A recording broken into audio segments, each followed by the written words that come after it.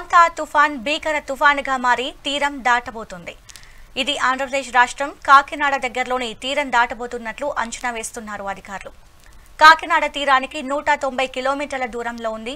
మచిలీపట్నంకు 110 కిలోమీటర్లు, విశాఖపట్నంకు 340 కిలోమీటర్ల దూరంలో కేంద్రీకృతమై ఉంది. తుఫాన్ మోంతా గంటకు 17 కిలోమీటర్ల వేగంతో కదులుతుంది. బుధవారం తెల్లవారుజామున తుఫాన్ తీరం దాటనుంది. ఇక తీరం దాటే సమయంలో 110 నుంచి 120 కిలోమీటర్ల వేగంతో ఈదురుగాలులు వీస్తాయి.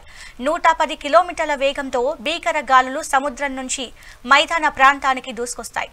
ఆ సమయంలో తుఫాన్ కన్ను ప్రభావం చూపే ప్రాంతంలో చెట్లు కూలిపోతాయి, కరెంటు స్తంభాలు పడిపోతాయి, కరెంటు వైర్లు తెగిపడతాయి, హోర్డింగ్స్ ఎగిరిపోతాయి. 50 నుంచి 60 కేజీల బరువు ఉన్న మనిషి సైతం ఈ గాలులకు తట్టుకొని ఆరు బయట నిలబడలేడు. ఆ స్థాయిలో గాలులు విరుచుకుపడతాయి. దీంతో తుఫాన్ ప్రభావిత ప్రాంతాల్లో అధికారులు చర్యలు తీసుకుంటున్నారు.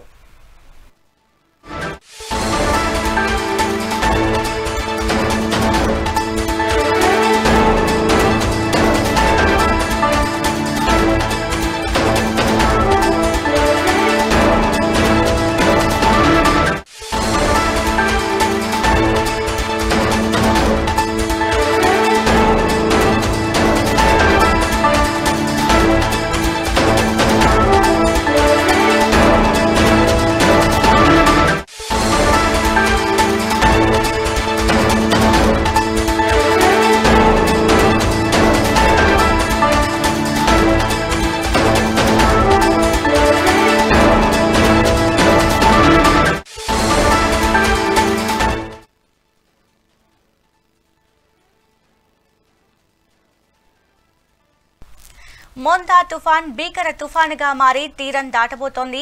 ఇది ఆంధ్రప్రదేశ్ రాష్ట్రం కాకినాడ దగ్గరలో తీరం దాటబోతున్నట్లు అంచనా వేస్తున్నారు అధికారులు. కాకినాడ తీరానికి 190 కిలోమీటర్ల దూరంలో ఉంది. మచిలీపట్నంకు 110 కిలోమీటర్లు, విశాఖపట్నంకు 340 కిలోమీటర్ల దూరంలో కేంద్రీకృతమై ఉంది. తుఫాన్ మోంతా గంటకు 17 కిలోమీటర్ల వేగంతో కదులుతోంది. బుధవారం తెల్లవారుజామున తుఫాన్ తీరం దాటనుంది. ఇక ఈ తీరం దాటే సమయంలో 110 నుంచి 120 కిలోమీటర్ల వేగంతో ఎదురుగాలు వీస్తాయి.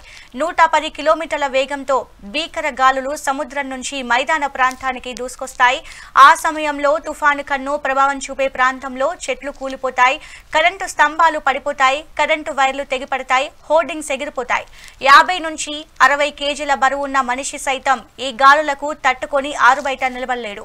ఆ స్థాయిలో గాలులు విరుచుకుపడతాయి. దీంతో తుఫాను ప్రభావిత ప్రాంతాల్లో అధికారులు చర్యలు తీసుకుంటున్నారు.